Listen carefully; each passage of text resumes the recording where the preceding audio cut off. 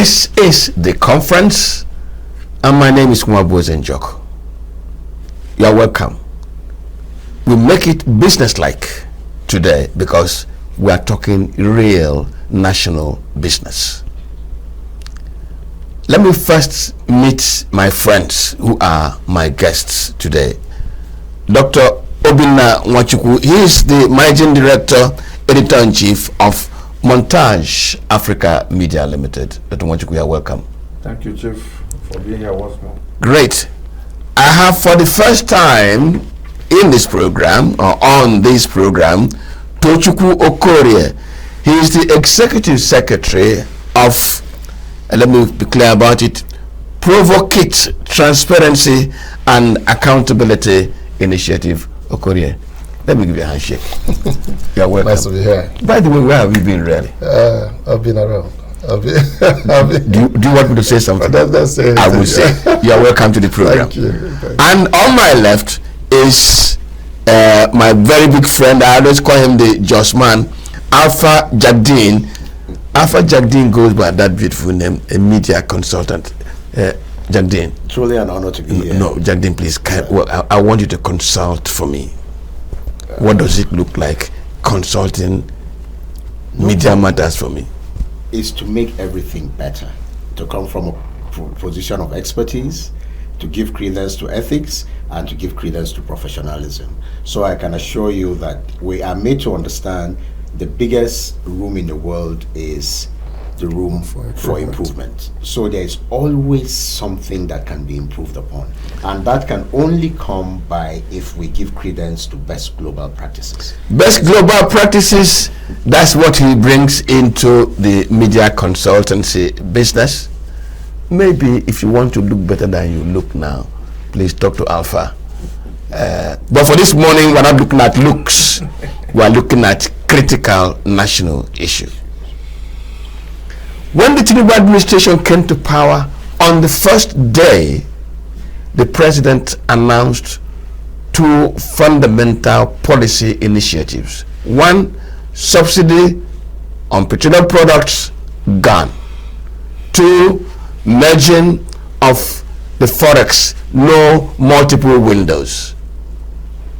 Those two policies have been driving every other action taken by this government.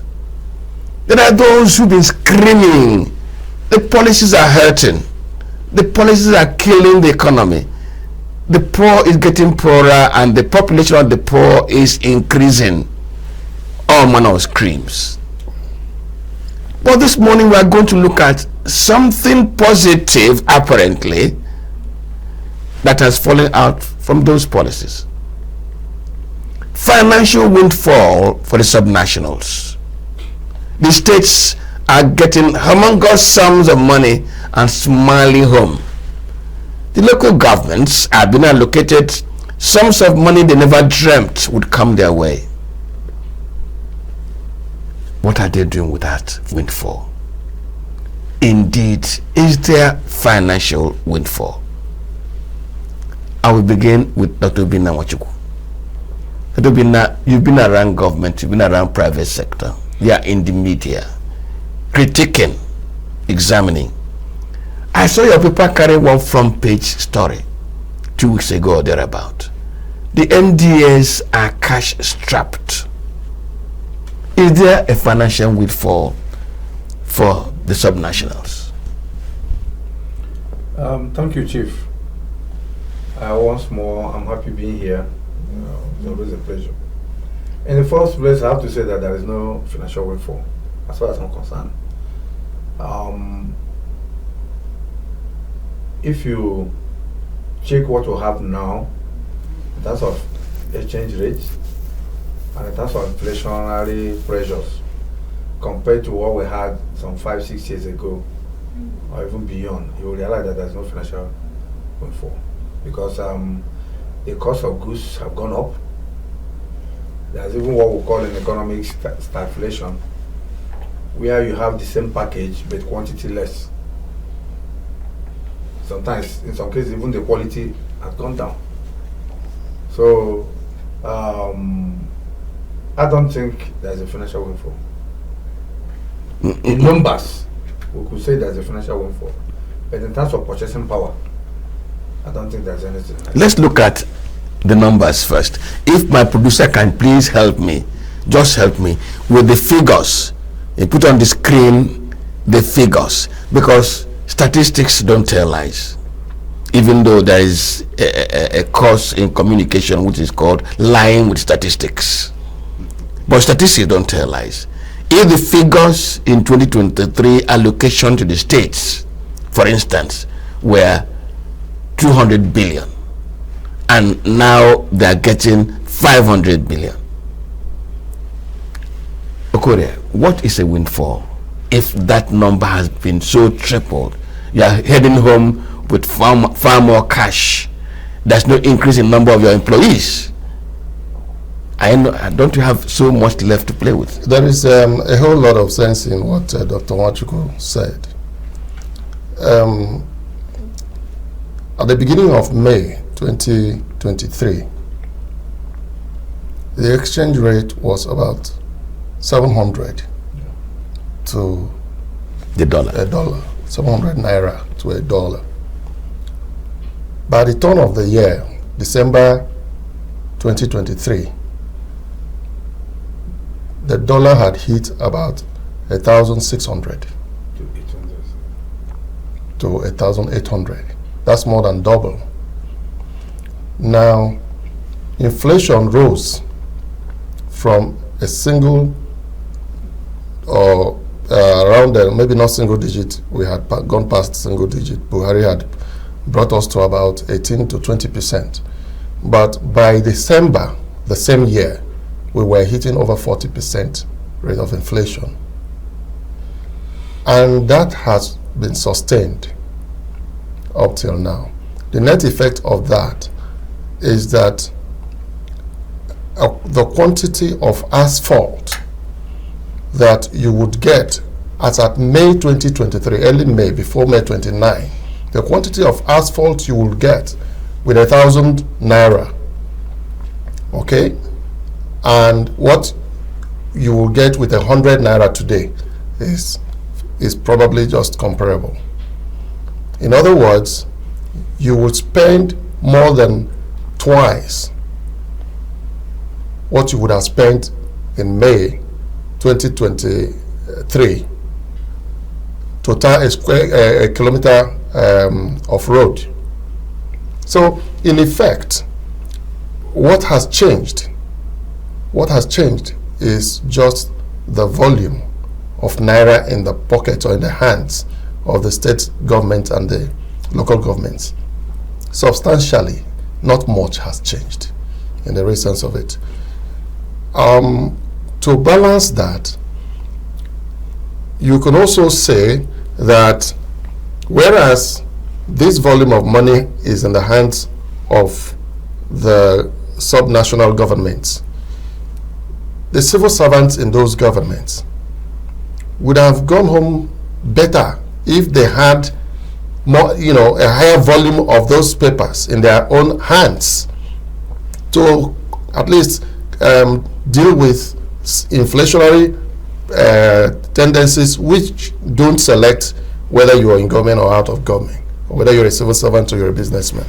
So the transition from what it used to be to where it is does not reflect at the civil service level, because the jump from 35,000 to 70,000 minimum wage does not address the more than triple increase in inflation.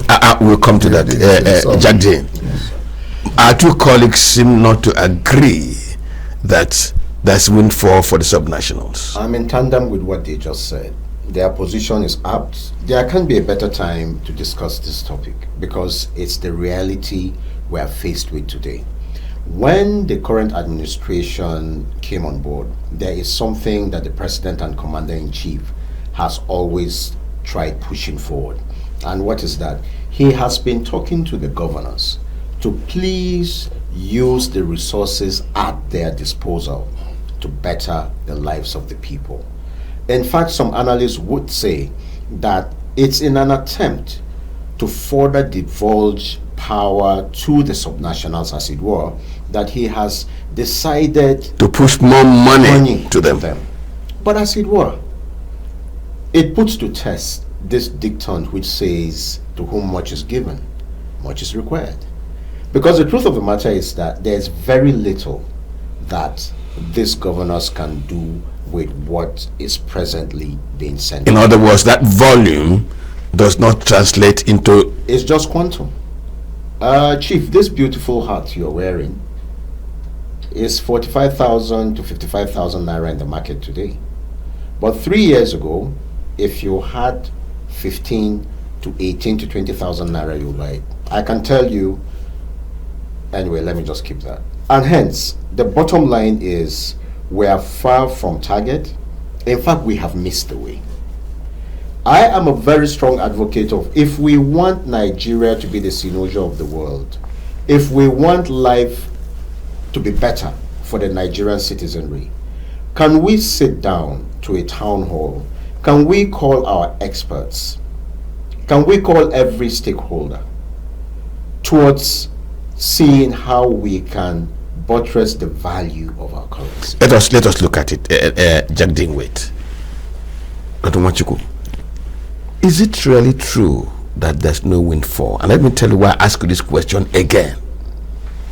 If these two policies were enunciated in United Kingdom, in US, in Japan, will they be discussing the value of their currency against the dollar? Chief, let me, before I comment, there's something I want to say. For Nigeria to move forward, for the subnationals to move forward, we must change the idea, the entitlement mentality which we have. It trickles down even to our homes.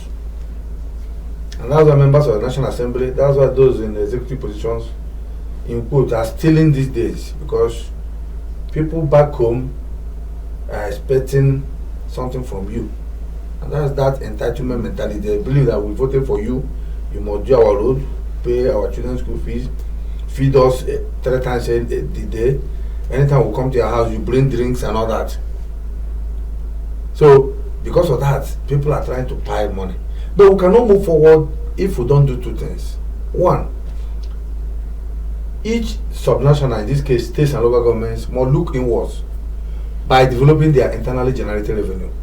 There is no studies have shown that there is no local government, no community in Nigeria that is not endowed with one natural resource. Dr. Guna, that is also increasing the volume of money available to them. We're not talking about that. Let me land. Because if I believe that one President Joko will always do everything for me, I will remain idle. And what will I do? I will get myself involved in spending the money without recourse, without thinking. But if I am generating that money, I will use it prudently. So the states have to look inwards and develop the IGL. 2, you cannot talk of windfall when there is no industrialization. Okay, you say there is a windfall, but Nigeria is still the poverty capital of the world. So how do you balance that? If there is a windfall, if people are eating very well, if the economy is robust, why are we still the poverty capital of the world? That is the question to ask subnationals. Yes, because there is no industrialization. Jobs are not being created. Is it going to be created by the federal government? The subnationals own the land, the subnationals own the population, the nationals have the university located there. The money going down to the subnationals are not for job creation. Principally, it is maybe to pay salaries. How many industries are working today? The current administration, either federal or state, how many industries have they started or have they enabled? Which environment is being enabled? It is the duty of government to create the enable environment. We're having problem with power. People are almost go to one estate, apart one estate. I think it's along Asoko area. I think it's owned by Air Force. Every building there has a borehole. Everybody doing their water, and you know the effect. So there is no industrialization. So when you talk about America, Europe, and all that, they will not talk about it because there is industries, there are job opportunities, there are what we call fallback measures There is nothing like that. Okay, you know I read that question. Some years ago, yes. some years ago, I'm sure, depending on the kind of car you use, with 8,000 to 12,000, you fill your tank. Sure. Today, there are some cars you fill with 100,000 naira. So let's say you give me 2 million today, or let's say my salary is 200,000, and I was jubilating. Do you know that today anybody that has a car cannot survive on 200,000 naira salary, because the minimum you can spend on fueling your car, maybe if all these small cars, is 40,000 a week. 40,000 times 4, that's 120,000. So if you're on, if I'm 160, so fine, maybe 2 years ago my salary was on 60,000. You increase it to 200,000. Is that not what you're talking about Windfall? But as at that 2 years ago, 60,000, maybe one quarter would have taken care of my fueling for 1 month. Now you increase it from 60,000 to 200,000, and you're telling me that you're giving me a windfall, when out of 150 of that amount I will use to fuel my car. I've not paid school fees. Every school has increased their school fees by 3-4 times, like my brother Tochku said. Everything you need, even transportation from here now to Umuahia, is 45,000-50,000. Something that used to be 15,000. So if you are going to your village in a public transport, you keep 100,000 for transport alone. So if you increase my salary from 60 to 200,000, and you say give me a windfall, okay, okay, there is no commensurate distance. Okay, you know, I'm insisting. My line of thought was, if these two policies were instituted in UK, in US, in Japan, in Germany, will those economies and their media eggheads sitting down now be talking about the value of the dollar? Because they expected, with the more volume of naira of their currency available to the subnationals, to use existing expertise and competence to drive national development. Well, let me first disagree with Dr. Bin at some of the issues he raised. There are basic problems that are what I call policy problems. All right, and we're talking about subnationals. Before you go to talk about whether that has translated to a jump in the micro, at the micro level, whether people have food to eat, or movement, transportation, and all of that are eased, and all of that. The question is, what can the subnationals do with what they have? Now, again, Chief, you do not compare apples and oranges. These are two different economies. Nigerian economy and the UK economy are two different things. Now, over the years, UK currency has remained stable, relatively stable against competing currencies. That hasn't been the case with our local currency here. Secondly, anywhere in the world where there is a situation of more money chasing fewer goods, you also have inflation. So when this volume of money is pushed into the system, the country or the economy is awash with money, you would expect a spiral inflation. Any economy will respond to it somewhere in a similar direction. But what will the difference be? The difference will be in what the government does, the policymakers, what do they do in response to those pressures? And if you asked me, or like you just did, I would expect that before even making such moves, making such announcements like subsidy gone and all of that, there would have been this economic eggheads and all of that think tank that would have sat down to anticipate the response they would get, the economy, how the economy was going to respond to those policies, and would have planned a strategy to also absorb those shocks, because definitely there will be, anywhere in the world there will be a shock in the economy, but what the difference will be, are there plans in place, are there structures in place to respond to those shocks? And in our case the answer is no. in UK, I would expect, going by antecedent, that they would have structured out all of this, anticipated all of this, and planned to absorb whatever comes out of it, the fallout of all of those things. We are here today grappling with the fallout of that first day announcement by the president, which we would have anticipated if there had been a plan, if there had been structures put in place and all of those things. Now that is absent. Now, so down to the subnationals, is there really a windfall? The argument is still the same, and I will be talking in terms of the what the money could do for the local government chairman and for the state governor. If I were, and I respect that Imo State Governor has increased minimum wage to over 100,000 naira, to increase minimum wage.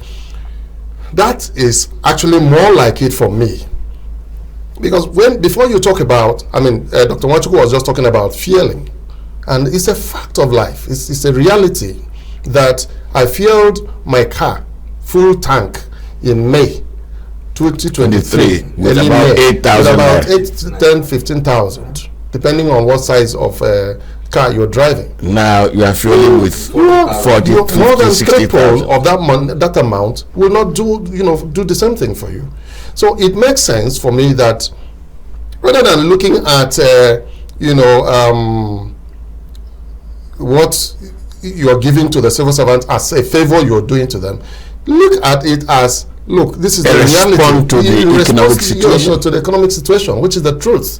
So, and we will now zero in on, we are here, this is where we are, this is the reality of our situation. What can the subnationals do? And one of them is what we are discussing. How do they jumpstart the economy? How do they make this money work? And the question will also be, those who were there before them, who didn't experience this so-called windfall, did they manage the resources they had then? They had what has changed? That's the question. There is something Okori has said now. Okay. The money available to them, what did they do with it? Well, to answer your question, but can I just a kind of step back? Yes. You brought a laydown of developed economies. Don't forget that our economy is largely import substituted. There's hardly anything we produce here. That is what has dollarized our economy. That is why even the woman selling IOU in the market will tell you, Oga, dollar don't increase. Gentlemen, I want to put a scenario. Please, I want to put a scenario. I don't want to forget. Just 1 second. So much money available to the subnationals, even at the center. Yeah. So much to do within the economy. Roads to build, rail to build, schools to build, hospitals to build, electricity to work on, dams to be built, security equipment to be bought. All these things I have mentioned within the Nigerian economy are money exports. Nigeria exports money to get them. You can hear a governor comes here and says, I built some of the finest roads in my state. I used Boeings, I used Julius Berger, he will mention 3, 4, 5 foreign construction firms. That is that money, that volume of money being exported. Yeah. Now we talk about our electricity sector. We go to Germany, we go to France, now we go to China, we sign MOUs to import competence and equipment to build. Yet we have quantum of money that we could have used to pay Dr. Obinna, who's an expert, to pay Okorie, who's an expert, to pay Jardine, who knows, thoroughly competent in his field. But our establishment, we choose to export that money. Does it depend on the value of the naira? Or does it depend on a mindset and attitude? Yes, can I attempt to answer that question? Chief, you are the oldest man on set. Dr. Obinna is here. Way back in the 70s, I knew of roads that were constructed in my state, Plateau, by the then Ministry of Works, or whatever it is called. Those roads are still in existence. Gentleman Jack Dean has drawn up the issue. These were local engineers. These were bona fide Plateau indigenes, and probably if there was need, technology came from somewhere. You see, we live in a country where we are celebrating building bridges, when in other places AI has taken over, when in other places they've been to the moon several years back. Technologically, we probably are nowhere. If you see what is happening in the world today, the truth of the matter remains that we have not even started. Probably the person that will even emancipate us has not yet been born. But this country has been there since then. Hold on. Here we are talking to the international community. I hate to say these things on national television. I wish this was just a local, conversation. But the bottom line is, I will also tell you, a particular administration in Jos awarded a contract to where my former secondary school used to be. Chief, that road was washed off after 2 rainy seasons. Good. By a local contractor. Okore, he's given 2 contrasting examples. How the roads built many years back by Nigerian engineers still standing. Roads built now by Nigerian engineers washed off. Then governments were dependent and had confidence in that Nigerian engineer. Somehow that confidence and trust seems to have vanished. And so we import. I'm raising this matter because this quantum of money available to the subnationals is exported in order to bring in competence. Whereas the policymaker anticipates big volume of money to be used to service local expertise, keep the money inside, raise the local, domesticate the competence, and the policy would have worked. And reflect the economy. Chief, the situation is not as simple as I'm painting it. You're painting it. There are deep policy issues that account for these things, and I don't believe that it's a matter of competence. This same local contractors and local engineers that did the roads that got washed off after first rains, I can put it to you, the same people can build roads that can last 50 years. So who done it? Now, so who done it? let me explain. You see, it's a question of the egg and the chicken.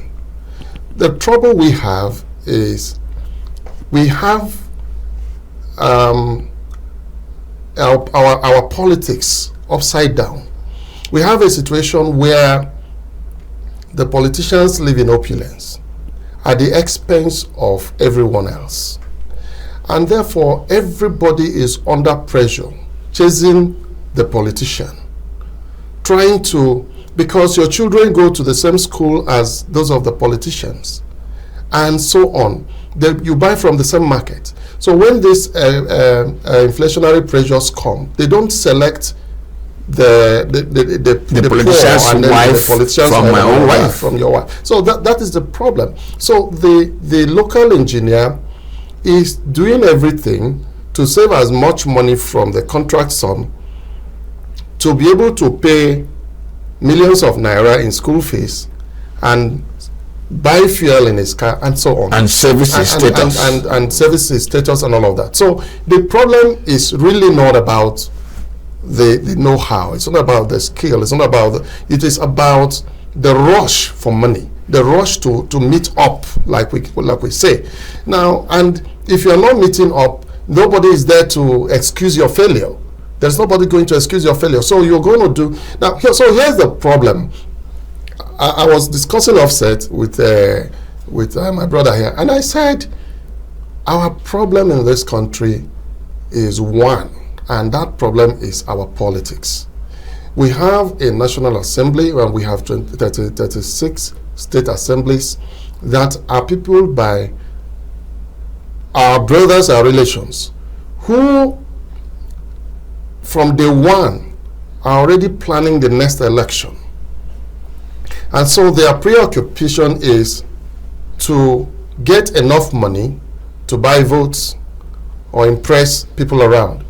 Now, there is little thinking about how to improve the local economy, about how to reduce the pressures on families. For example, there is increased tendency towards parents sending their children to private schools because the public schools are collapsing. There are no teachers, there are no classrooms, there are no study materials.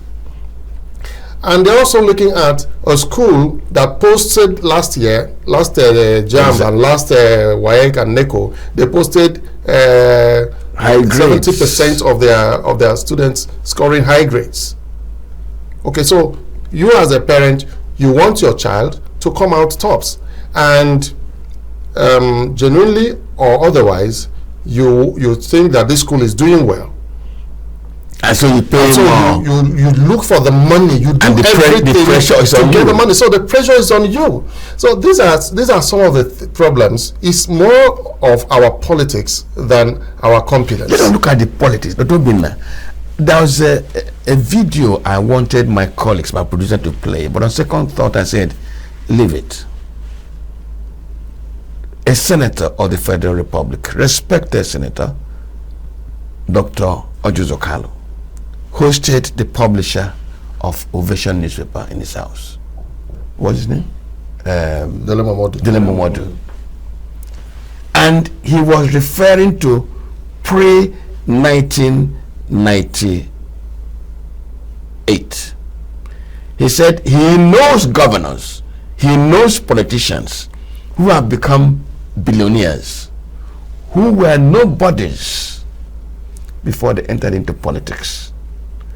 Let me quote him.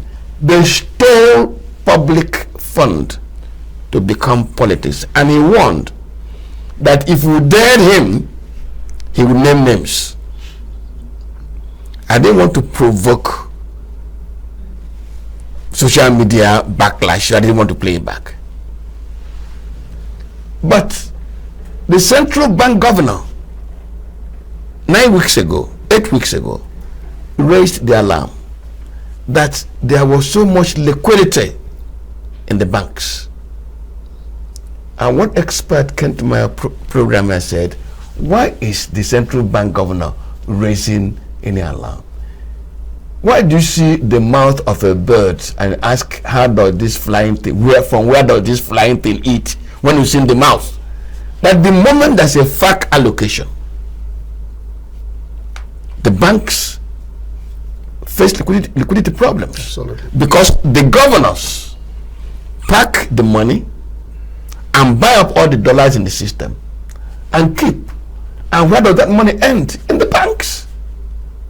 Now, I've told this lengthy story to ask you, where does corruption come in application of this volume of money now coming to the subnationals? Does it have an effect? Chief, thank you. When my brother Tuchku was speaking, I was saying, when it gets to my turn, I was summarizing what he was saying, that the bend is corruption. Like Alpha said, somebody was given a contract, in less than 2 years, they didn't wash it off. That is corruption. Because these days, competence is sacrificed on the altar of who you know. And mind you, some contracts are being given and are being subletted. You don't give contract now based on who you know. I mean, based on competencies, who you know. If they say there are three companies are required, one person will ask to bring three quotations. And it is. They might as well give me a contract to build an airport. I will now get that contract and sell to you. You may not have, maybe you are even into agricultural. Check some of the road projects. You see, check the names of the contractors. Most of them are not civil engineers. You see a company, some integrated farms limited, handling a road project. So you see where the problem is. Then there are also people who are being paid from our taxes to supervise the construction of those roads. They are not doing it. Let me give you an instance. I was in the east last week. Somebody called me from in the north and said that he was given a contract to supply relief materials, I think rice and granite oil to Owerri. And that since he knew I'm from Imo State, if I could help him to get somebody in Owerri who can handle that. And I called somebody. But surprisingly, yes, on Sunday I got back to him and said, sorry, that the person in charge of stores in that office in Owerri, a federal government agency in charge of humanitarian and relief, insisted that he must be the one to do it. And people advised him that he should allow the man to do it, or else whatever he brings, it will not be certified. So he now asked the man in charge of stores in that Owerri to handle the contract. No, nominate. He now handle the contract and paid him. So that is Nigeria. I'm giving you an instance. And what am I talking about is NEMA office in Owerri. I'm a journalist, I don't fear. So that is one example of what goes on. The government agency, FEMA, there was a time a friend of mine got a job to do FEMA Road. Yes. Between AYA and that place is always bad. You notice every year it breaks down. He got that contract, and people in FEMA insisted if they are not the one that will do it, they will not certify it. The guy had to sell that contract to them. They did the contract and paid him a percentage.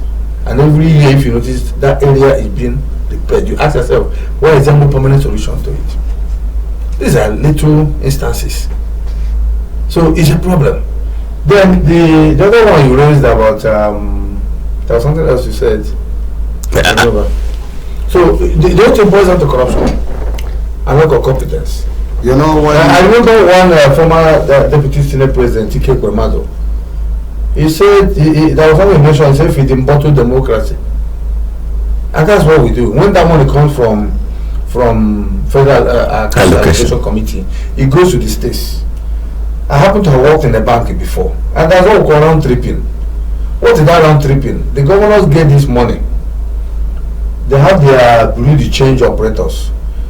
They give them the money, they give them dollars. Now that dollars, before you know, they will say the governor is traveled abroad. They take that money outside this country. Then they watch the market. Anytime the exchange rate increases, they bring it back, and that's more money in their pocket. And that is why you don't see tangible projects going on. They collect that money. Maybe you call the local government chairman. How much is their worker salaries? Maybe 5-10 million. Okay, give them 5 million or 10 million. Give them a little money for yourself, and that's it. And that's why most of these governors don't want the independence of the local government, financial autonomy to take place. This is 1 year after Supreme Court gave that judgment. Which of the states today is practicing that financial independence for local governments? Remove the local government from the governors. Many people don't want to be governors because that's where they get the money. And most of the governors that you see that are facing EFCC charges or being investigated, most of them are tied to local government funds. Most of them are tied to local government funds because if you have this money you are talking about, you should be able to do tangible things. There should be things people should see. It's not just increasing minimum wage, but there should be projects. There are rules, trunk A, trunk B, and I think even C. Which local government today is embarking on any meaningful project? Maybe other Lagos State and a few others. There are under residual list things local government is supposed to do. Under concurrent list, there are things states are supposed to do. And then exclusive, there are things federal government are supposed to do. They are not doing it. And like you also pointed out, some 2 weeks ago, I did that story. Most of the ministries, department agencies today of federal government, they don't have money. They don't have money. They are using that money to travel. Every day, either this one travel, the president travel, the VP travels, or minister, but they are not funding them. Ask any contractor, any federal government contractor today, whether he has been paid and when last was he paid. There was even a particular one, somebody did their contract. Then the MD of the agency. Now when you go to, I'm not afraid to say it, go to the office of the Accountant General of the Federation. There's what they call desk officers. There are directors, they call them desk officers. Each federal minister has a desk officer. That desk officer, you know, before they used to do the envelope, this thing. Yes. Now they're not doing The it. system. Now what they now do is, agencies don't pay contractors again. It is Ministry of Finance. or Ministry of Finance, Office of Accountant General that pays. So when they do, they push it to the GPMIS platform, but they're not paid. For them, for any contractor to get his money, the desk officers there, I'm actually investigating that story. The desk officers there, palm must be greased. Let's say for example, maybe Federal Ministry of Power, this month there is maybe 10 billion released. And this is a desk officer that is charged of maybe 11 or 12 parastatals under Federal Ministry of Power. He now decides Which what contract to to pay pay. and what not to pay. So it is the issue of who gets to the stream early that drinks the good water. So whoever he favors, he pays. Then next month you also fill the system. You also submit your request. So it is not the best, and that's why MDAs are crying. What federal government is doing these days is just to pay workers' salaries, because they know once they pay them, no demonstration, no strike. But other things are not being done. I'm a consultant to about some agencies, and I can tell you when last I was paid. And some of these DGs, I'm very close to them, and I feel their pain. Okay. In this, Dr. Binana, because you are involved, yes, isn't it? I'm not going to take it from your point of involvement. No, Jagdin, just a minute.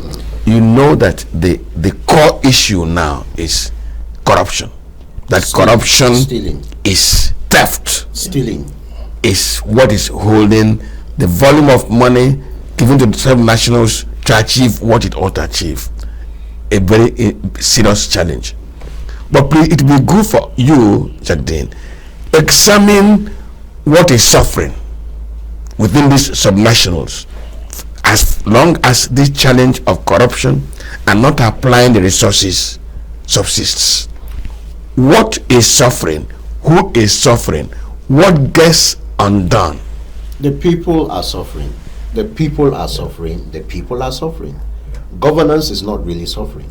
Those in government are not suffering. You see, the bottom line is that if you get given a contract to work on a road and that road goes washed off within 2 years, go and check out of the total contract. how much he was paid. How much went to the governor? How much went to the commissioner of works? How much went to the director of works? How much went to the House of Assembly Chairman, Committee on Works. of Works, and what have you? Go and check, and how much he eventually ended up getting to do the that job. contractor. As long as the me, myself, and I thing continues in this country, I can assure you that this country will remain where it is. In fact, the truth is that things will get worse. Sir, when you go to the subnationals, because that is our thrust of Yes. discussion today, go and look at the level of poverty back in our villages. I don't think anybody can deny the fact that the level of suffering back at home is such that a lot of us can't fathom. Sir, I was discussing with my brother here. Hardly does a day go by that 4 or 5 people don't call you. And sometimes these calls are very genuine. Imagine a classmate of mine calling me and asking me for 2,000 naira so that he can buy gari for the children to eat that afternoon. And this is true. This is a guy I know very well. He will not lie because of 2,000 naira. And sometimes we even told you, I even have the 2,000 naira. That is how pathetic our situation is in this country. Okay. Before you come in, I want to make an observation. Have you noticed that after election, let me use the federal level, after an election and somebody wins the presidency, who are those that are drafted to be ministers and SAs? Those who contested elections in their states and failed. That's right. I don't know whether it will come to you. Now you now realize that our appointment as ministers, as board chairmen and all that are not being done on competence but on compensation grounds. You are not being given that position to recoup what you lost in the election. So if you were in my shoes and I contested for governorship and lost, maybe spent 1 billion or 2 billion, and now make me minister. You're making me minister because you're sympathizing for me and you want me to recoup. So when that windfall come, what will come first? I'll go to Bureau de change that money, and first of all recoup what I lost. Then take the one I will use for the next election. And then take the one I will give Alpha and Tochukwu. And the one I will give you for supporting me. So who suffers? I don't know whether you've all those who are ministers today, none of them succeeded in his own election. Succeeded, and none of them contested and won. So they are not being appointed on competence. They are appointed to compensate. Some people that are even aided and abetted Abacha regime. Some people that even got the billions belong to Abacha today serving as ministers. Okay, I'm insisting on putting on this table what is suffering in the subnationals as a result of the situation that ought not to suffer if this windfall, even the both of you said to me, because of the value of the naira, it's not really a windfall, but there's substantial amount of money available to them. Call it paper, but there's substantial quantum of paper available to them. If these pieces of paper were effectively used, which this conversation says has not been the case, what is suffering? You know, there is a whole lot that we have raised. There's so much to unpack, in this conversation, so that you don't even know where to start or where to end. Now, at some point, I raised the issue. Before this windfall, the predecessors, those who were in office before this, what did they do? What they got? How did they run? They would tell you the money was small, just a little. It is same of same. So when you ask who is suffering or what's suffering, it is the same of the same, like they say. So the bottom line for me is politics has destroyed us, our type of politics, that is so insensitive to the plight of the ordinary man. So when we talk about corruption, it's an endemic story. It's been there. We've come a long way. This movement, of course, you recall in Obasanjo's days, it was a regime of Ghana must go. Yeah. You will recall in the first coup speech, the very first coup speech in this country, the 10%ers. So the 10%ers were always there. Now, if you want to go that route, today it is worse. My argument is that there is a pressure, there is something enabling this corruption. And that is the obscene lifestyle of politicians, who, like all these other people have said, they take their own share of the money first, recoup what they lost and all of that. Now, so people are not appointed, like Dr. Nwachukwu said, on the basis of capacity and competence, but compensation as to what was your role to my emergence. Yeah. What role did you play in my emergence as whatever I am, governor, and all of those things? So if you didn't play any role, don't expect to be appointed, even if you were the most brilliant person in that place. So the people are suffering. The next category of things that is suffering are also the people. The number 3, the people. So the grass suffers where, like they say, 2 elephants, but I don't see 2 elephants. Only one elephant. So there's only one elephant here, and that's eating up everything. Eating up everything. So we should come to that point where we begin to look at how to restructure. And if I had any disappointment at all concerning this federal government, it is that over so many years, the President Commander-in-Chief always advocated restructuring. I hold you there.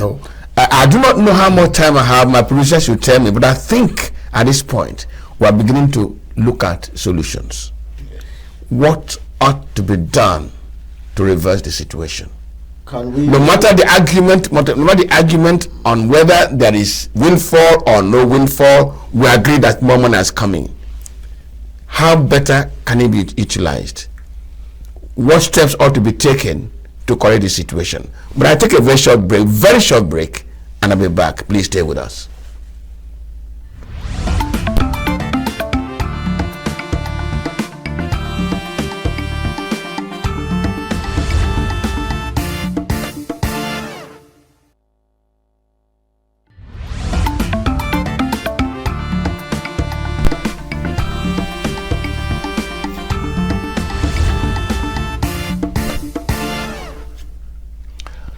Let me welcome you back. It's just few minutes more remaining, and these few minutes we devote to solutions. Dr. Binna, it is, sometimes they say talk is cheap.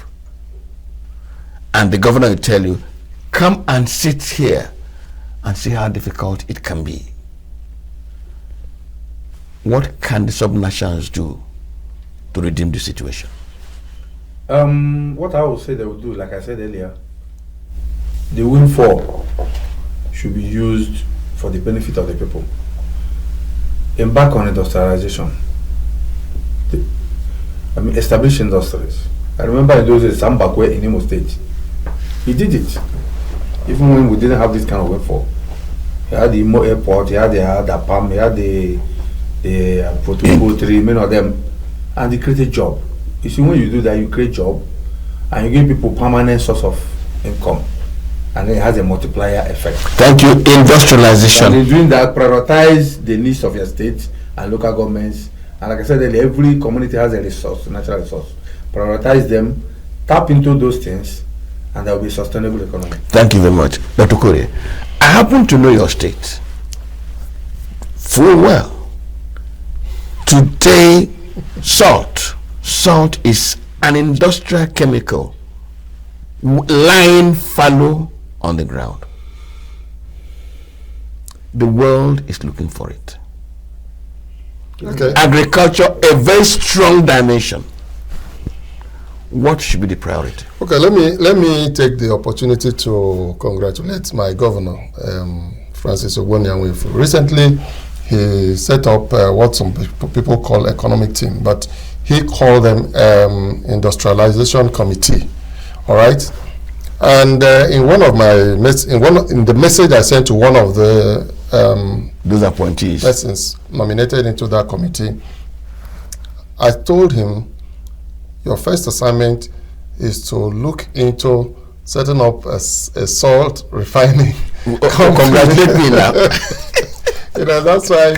I mean, if he's listening, he will know that I said. Those of them in that platform will also know that I wrote it there, you know, to him on WhatsApp, and they said your first assignment would be to look into the possibility of setting up salt refining company, you know, because in my place where I come from, we have a salt lake, as you probably know. And then the second thing I said is, that salt lake in my place is a mysterious kind of lake. It neither ebbs nor overflows its banks. No matter how much rain comes, it doesn't overflow its banks. And no matter how dry the dry season, it doesn't ebb. So it's just there. So it's also a tourism facility in a way. So why don't you think about developing that site? Okay? Clearing up that site, you know, develop some kind of resort or something around there that people will come and see this lake here. The way it is, that's the way it always will be and has been, you know, around the season and from generation to generation. So just to zero in on what he said earlier, and yes, I agree with Dr. Obinna again that governors, and let me say this with every sense of responsibility, and I don't mean to criticize anybody, if this country is going to move forward, 70% of the job lies with the subnationals, not necessarily the president. Even with the structure as disjointed as it currently is, there is a whole lot the governor can do. And Yes, you said that some of them will say, "Come and sit here and see how difficult it can be." Who forced you to go and sit there in the first place? You offered yourself for election. Thankfully, it's not a position of appointment that you say somebody just looked at you and appointed you. No, you said you want to do the job, and if you had elected to do the job, it would mean that you already knew what to do, what you were coming to face, and how you were going to resolve it. So nobody should come and say, talk is cheap. You are talking because you are not here. No, who carried you there in the first instance? So to zero in on the solution, I agree 100% that we can do so much at the micro level, set up cottage industries here and there and all of that, and do something. Thankfully, one of the things that would help is the devolution of power. I mean, electric power generation and all of those things. States now can do their independent power projects, and most of these states, there is no place, nowhere in the northeast, for example, you talk about the wind, and talk about sunlight and everything. You can do alternative power sources and all of that. At the south, you have running waters all over the place. You could build dams and all of those things. You could do independent power to power cottage industries. Okay, just so that we don't overrun. Well, basically, for me, as a parting shot, what we need to do to look at these issues is, as a country, we need to come together and see how we can improve upon the value of our currencies. Value of currency, and also the value that we use to drive our society. An interesting conversation, almost 59 minutes running, overshooting in fact. All I can say is that subnationals, you have a job cut out for you. Now more currency, more money is coming in, no matter what anybody says. Please do what you ought to do. That's the consensus this morning. Let me thank my colleagues for coming. They'll come again and again. I'll keep confronting issues that confront the nation. For this edition, thank you for investing your time with us. Good morning.